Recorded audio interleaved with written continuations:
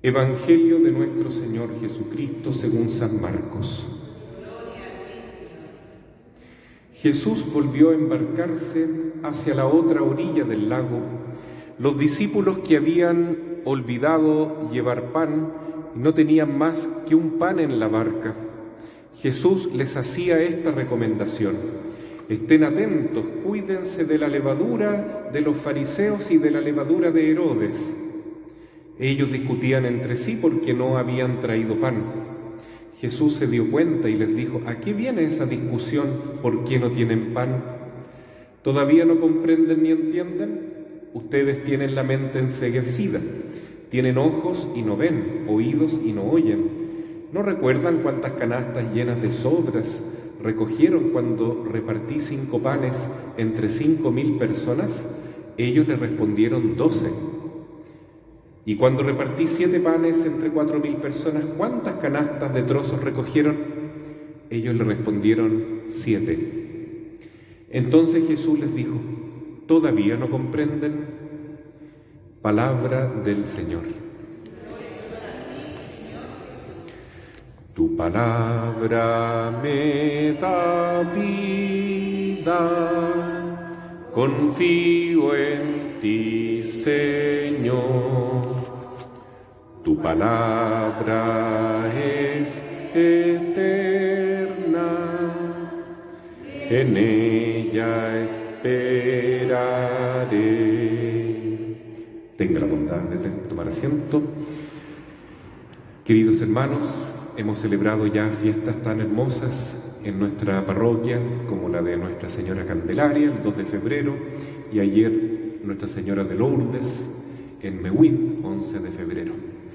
La Virgen nos está preparando para algo grande: formarnos como verdaderos soldados de su ejército mariano para dar una pelea en el mundo que está muy envuelto en tinieblas y bajo el dominio del príncipe de la mentira, Satanás. Por eso es tan importante comenzar esta cuaresma mañana de un modo positivo, porque el espíritu de la penitencia, la oración y la conversión que nos regalan estos 40 días son fundamentales para vivir nuestra Pascua con Cristo, es decir, nuestra transformación de hombre viejo a hombre nuevo. Y aquí en el Evangelio que nos toca meditar hoy día está muy bien representado cómo es el hombre viejo, que no tiene nada que ver con la edad, porque un hombre viejo puede estar en un joven de 15 años y un hombre nuevo en uno de 80, ¿cierto? Pero ¿qué significa hombre nuevo, hombre viejo? Categorías que usa San Pablo. Bueno, Jesús lo dice de otra manera: el que es capaz de ser levadura, como Cristo, es hombre nuevo.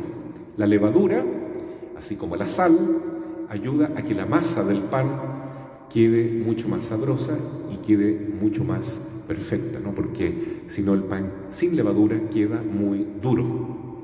Entonces nosotros, como pequeña levadura en medio de la masa, en medio del mundo, podemos transformar la realidad para que se transforme en un pueblo santo de Dios.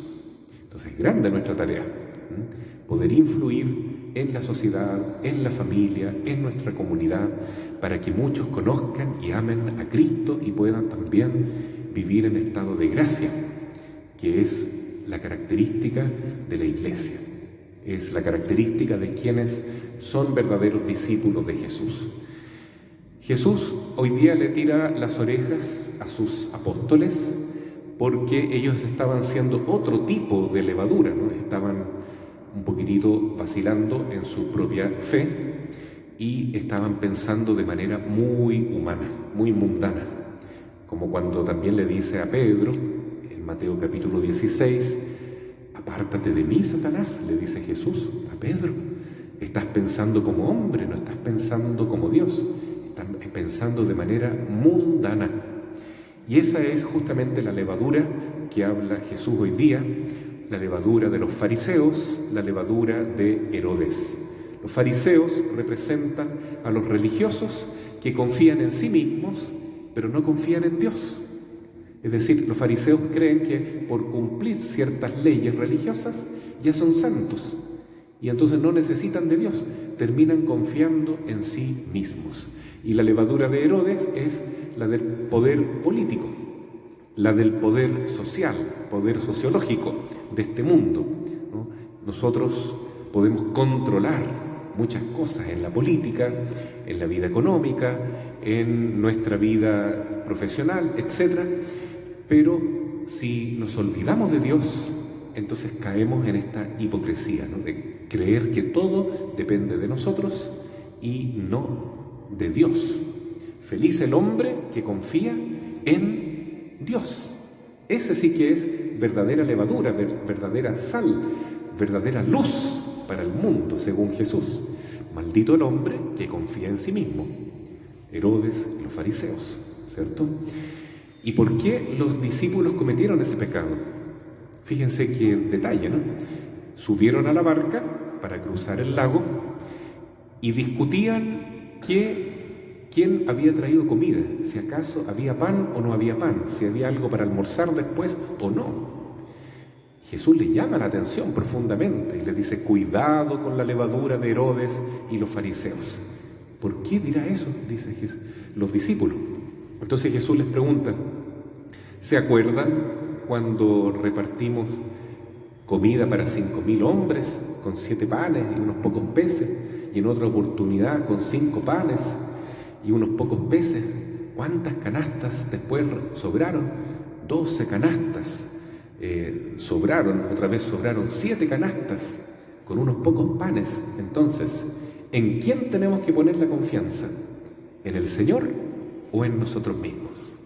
¿En nuestras capacidades o en Jesús, en la divina providencia de nuestro Padre eterno? El que es capaz de creer en Dios puede ser verdadera luz del mundo, verdadero fermento o levadura para la masa. El que no logra dar ese paso de fe y simplemente confía en sí mismo, entonces nunca podrá ser un buen discípulo de Jesús, porque le va a poner trabas al Espíritu Santo de Dios, que solamente actúa a través de personas dóciles, que son como niños o que son como la Virgen María y logran ser humildes esclavos del Señor. Por eso la Virgen en Lourdes ya nos está preparando para la Semana Santa y para la Cuaresma, diciendo oración y penitencia. Penitencia es cambio de vida, conversión. Ese es el sentido que tiene nuestro ayuno mañana, miércoles de ceniza, ¿no? Que la Iglesia manda y obliga de ayunar y también abstenerse de carne, salvo carne de pescado, ¿no es cierto? Pero tampoco se trata de hacer un banquete de pescado mañana. El sentido verdadero del ayuno y la oración, el miércoles de ceniza, es comenzar bien la Cuaresma, un tiempo de penitencia, de conversión, de transformación, para que dejemos de confiar en nosotros mismos, en nuestras capacidades, en nuestra salud, en nuestros recursos, en nuestro dinero, y confiemos solamente en Jesús, para que Él pueda actuar a través de nosotros. Entonces, con María queremos decir: he aquí el esclavo del Señor, he aquí la esclava del Señor. Ya no quiero ser yo el rey de mi propia vida, sino doblegarme y someterme libre y voluntariamente a Jesús. Él es mi Señor, Él es mi Rey, Él es mi buen pastor. Me hago esclavo del Señor. Pero pasar de ese terrible hábito que tenemos de poner nuestra voluntad ante todo, ¿no? De nuestro ego, nuestro yo humano, es lo más importante, ¿no? ¿Qué es lo que yo quiero? ¿Qué es lo que yo planeo? ¿Qué es lo que a mí me parece? ¿Qué es lo que yo me propongo? Eso tiene que morir, tiene que morir. Jesús dice: el que no se niega a sí mismo no puede ser mi discípulo. Por tanto, es necesario tener este tiempo de transformación, de penitencia, de conversión, que es la Cuaresma. Ese es el sentido del ayuno, ese es el sentido de la oración, de las buenas obras, de la limosna. Podernos asemejar un poquito más a Jesús cada día. Así sea. Amén.